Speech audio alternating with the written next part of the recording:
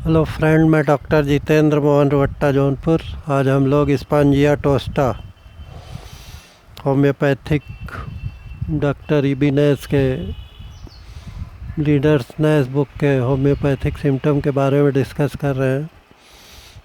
खांसी में इसमें रोगी को काली खांसी की तरह से खांसी आती, गले से ऐसी आवाज़ निकलती है जैसे सारे आरे से तख्ता चीरा जा रहा। सोकर उठने पर रोग बढ़ा हुआ नज़र आता है। रोगी सोते सोते सांस रुक जाने के कारण जाग उठता है तथा जोर की आवाज़ के साथ खांसी भड़क उठती। रोगी भय, चिंता, उत्तेजना और सांस की तकलीफ से ग्रस्त रहता। गाने, पढ़ने, कोई भी वस्तु निगलने तथा सिर नीचा करके सोने से समय खांसी बहुत बढ़ जाती। अपने प्रभाव क्षेत्र की सीमा में यह एक अत्यंत उपयोगी दवा है, यद्यपि इसका प्रभाव क्षेत्र या दायरा सीमित। खांसी में सबसे पहले हम श्वसन अंगों पर इसकी क्रिया के बारे में विचार करेंगे। सबसे पहले इसका हमला स्वर यंत्र पर ही होता है। आवाज़ धीमी हो जाती है, गला बैठ जाता है, फिर कंठनली की ओर रोग बढ़ता है। तदुपरांत वायु नली और फेफड़े इसकी गिरफ्त में आ जाते हैं।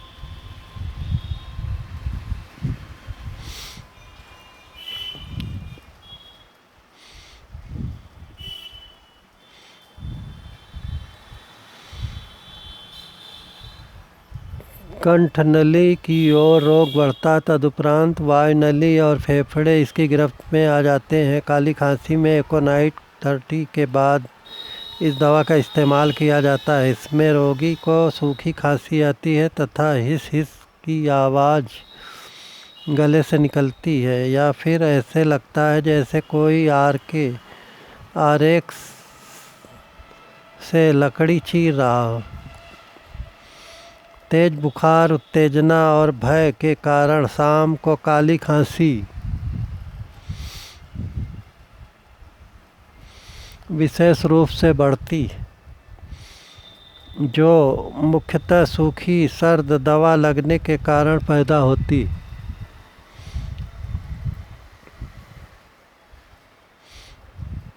इस लक्षण की पहली दवा एकोनाइट 30 है तथा 30 या 200 पोटेंसी में इसकी खुराकें इस्तेमाल करने से खांसी ठीक हो जाती।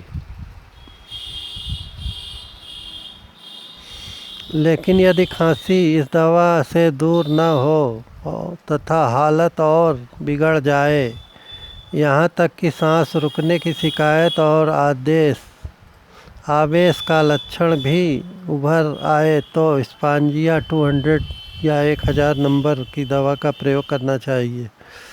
खांसी में मैं एकोनाइट 30 या 200 और स्पॉन्जिया 200 का उनके लक्षणों को नज़र में रखकर इस्तेमाल करता हूँ। पानी में घोल कर 15-15 मिनट पर उसकी खुराकें देता हूँ जब तक रोग उग्र रहता है। लेकिन जैसे जैसे रोग की उग्रता घटती जाती है, वैसे वैसे औषधि देने का समय का अंतर बढ़ता जाता है।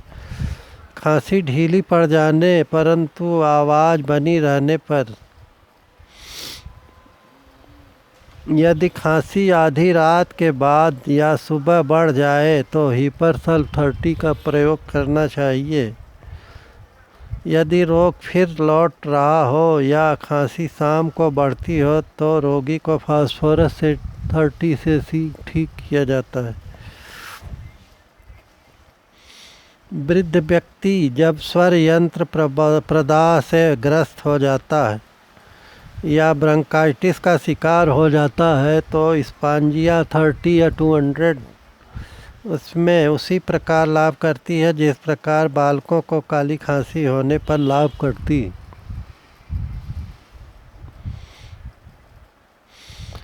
इसमें रोगी का स्वर भंग बढ़ जाता है, गले में जलन मिश्रित दर्द होता है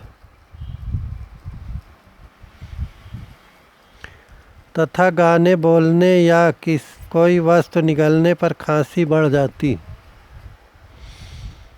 स्वर भंग या वायुनली विकार पैदा होने के पहले होने वाले दर्द में बेलाडोना 200 भी फायदा करता है। इसके बाद स्पांजिया भी लाभ करती है, बशर्ते रोग सर्दी लग जाने के कारण पैदा हुआ। सांस प्रणाली की कुछ ऐसी बीमारियां भी होती हैं जो बिगड़कर यक्ष्मा का रूप ले सकती। इन बीमारियों में स्पांजिया की तुलना फास्फोरस 30, सल्फर 200, सैंगनेरिया 200 इत्यादि दवाओं से हो सकती है। छाती में जलन के साथ पीड़ा और एक तरह का भय महसूस होता है।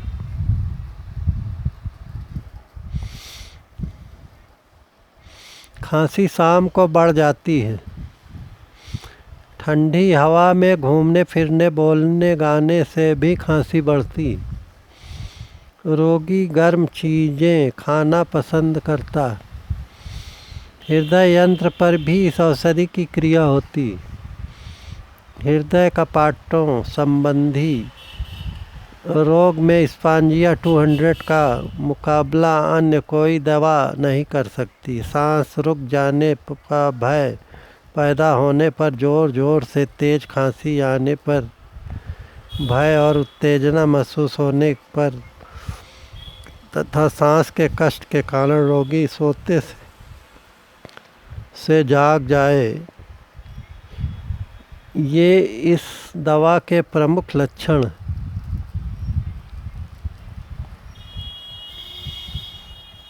हृदय कपाट के रोगों में बहुधा ये लक्षण मुखर रहते हैं। इस दवा का मुकाबला लैक्सिस 200 भी नहीं कर सकती। हृदय तंत्र संबंधी विकार ग्रस्त रोगियों की सूखी तथा पुरानी खांसी में यह नैजा 200 से अधिक लाभप्रद है। यदि निद्रा के बाद सांस रुकने का भाव रहे तो रोगी गलमंड रोग से पीड़ित हो तो यह दवा कारगर सिद्ध होती। घेगा रोग से भी अगर पीड़ित हो तो ये दवा बहुत लाभकारी। धन्यवाद दोस्तों।